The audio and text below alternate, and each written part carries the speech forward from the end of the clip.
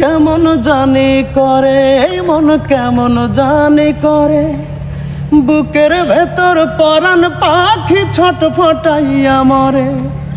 কেমন জানি করে মন কেমন জানি করে বুকের ভেতর পরাণ পাখি ছটফটাইয়া মরে।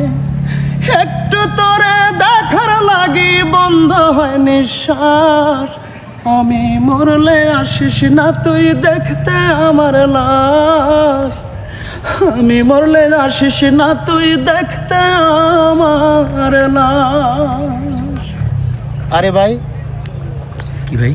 ভাই গান গাচ্ছি ভাই, একটু গান গাচ্ছি, সেটাও আপনার ভিডিও করতে হবে? এত সুন্দর গান আপনি একা গাবেন আর আপনার দর্শকরা মানে এটা উপভোগ না না ভাই, করবে এটা না? কেমন কথা ভাই? আমি একটা গান করছি, মানে এটা ভালো লাগার একটা গান, গানটা গাচ্ছি, গুনগুনিয়ে গাচ্ছি, আপনি সেটা মানে ফোন ধরে বসে আছেন, এটা হইলো ভাই? দেখ না না না, আমি বলি আপনাকে, না না ভাই, কি বলবেন? আপনি একটা গান গেয়েছেন, সেটা যদি আপনার দর্শকরা উপভোগ না করে, আপনি একা একা নিজে নিজে গাইলে হবে? ঠিক আছে ভাই, এখন ধরেন একটা জিনিস প্ল্যান থাকে যে হ্যাঁ আপনি ভিডিও করছেন, সেটা ঠিক আছে। আমি এমনিতেই গান গাচ্ছি, আপনি পেছন থেকে মানে ভিডিও করতেছেন ভাই, এটা হইলো? না, প্ল্যান থাকলে হয় কি, গাওয়াটা অত সুন্দর হয় না, আপনি তখন ভিডিও না। আসলে কি জানেন, আপনারা এই যা শুরু করছেন না ভাই, আসলে মানে গান টান করা আর হবে না।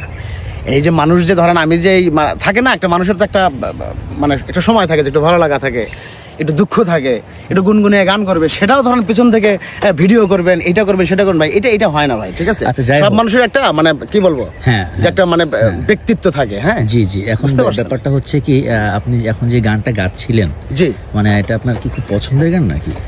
এটা পছন্দের গান না হলে কি কেউ গায়? এতটুকু সেন্স আপনাদের জানা নাই, মানে বোঝেন না এটা, যে এটা পছন্দের গান, জন্যই তো আমি গাচ্ছিলাম এই গানটা। কি এখন একটা জায়গায় ঘুরতে আসছি, একটু চা খাইলাম, খেয়ে এখানে এসে দাঁড়ালাম, একটা গান গাচ্ছে, আপনি ভিডিও শুরু করে দিলেন, মানে আসলে বুঝছেন এখন এই গানটা এখন কোথায় পাওয়া যাচ্ছে? মানে আপনি কি আচ্ছা শোনেন, আমি বলি, আমি তো বুঝছি ব্যাপারটা, তো বুঝতে পারছি, তাই না? জি। এখন হচ্ছে গানটা হচ্ছে অলরেডি সিনে বাংলা মিউজিকে ইউটিউব চ্যানেলে গানটি রিলিজ হয়েছে এবং গানটির রেসপন্স খুবই ভালো। ইতিমধ্যেই হচ্ছে 1 মিলিয়ন মানুষ এই গানটি শুনে, মানে 10 লাখ মানুষ গানটি শুনেছে খুব অল্প সময়ের মধ্যে। সো গানটি হৃদয়ের গান অবশ্যই, এবং গানটির কথা লিখেছেন নুরে আলম মামুন ভাই, এবং গানটির সুর সঙ্গীত করেছেন আমাদের প্রিয় রিয়েল আশিক ভাই, এবং গানটিতে কিন্তু মডেল হিসেবে আমি ছিলাম, এবং আমার সাথে আমার কো আর্টিস্ট হিসেবে ছিলেন সবার প্রিয় মডেল, অভিনেত্রী, নায়িকা প্রণমী।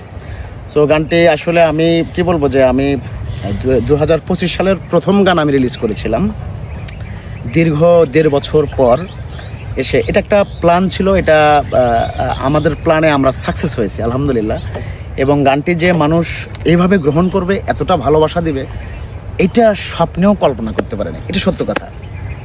এখন আমার অডিয়েন্সদের প্রতি আমার স্যালুট, ভালোবাসা, শ্রদ্ধা, সম্মান, কারণ ওরা আমাকে অনেক বেশি ভালোবাসে ভাই।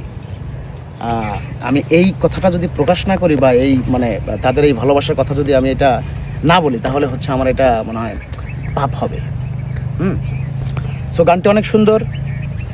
গানটি এখনও যারা আপনারা শোনেননি বা আমার অভিনীত ভিডিওটি দেখেননি, প্লিজ আপনারা সিনে বাংলা মিউজিকে গিয়ে ইউটিউব চ্যানেলটাতে গিয়ে গানটি দেখে আসবেন, কেমন হয়েছে, আমি কেমন অ্যাক্টিং করেছি, এবং এই গানটিতে ডিরেক্টর হিসেবে ছিলেন শুভ্র মেহরাজ, ও কেমন ডিরেকশন দিয়েছে, প্রণমী কেমন করেছে, আমি কেমন করেছি, এই ধরেন ইত্যাদি ইত্যাদি সব কিছু আপনাদের যদি ভালো লাগে বা খারাপ লাগে, হ্যাঁ সব কিছুই আপনারা মন্তব্যটা করতে পারবেন, কমেন্টস বক্সে হচ্ছে লিখে জানাবেন, আমরা উপকৃত হব, এবং কোনো ভুল ত্রুটি থাকলে সেটা শুধরে নিতে পারবো আগামীতে। থ্যাংক ইউ সো মাচ, সবাই গানটি দেখে আসবেন। সিনেমা বেশি করে টিকটক করতে বলবেন। শিওর।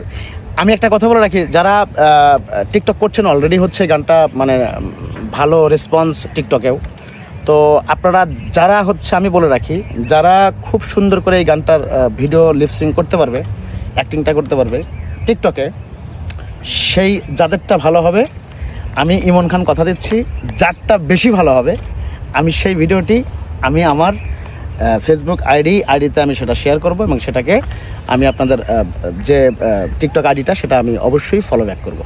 এই গানটি কি আমি মরলে আসিস না তুই দেখতে আমার লাশ? গানটির শিরোনাম হচ্ছে আমি মরলে আসিস না তুই দেখতে আমার লাশ। সবাই দেখবেন, শুনবেন, এবং বেশি বেশি টিকটক করবেন। Bye bye. Thank you so much, love you.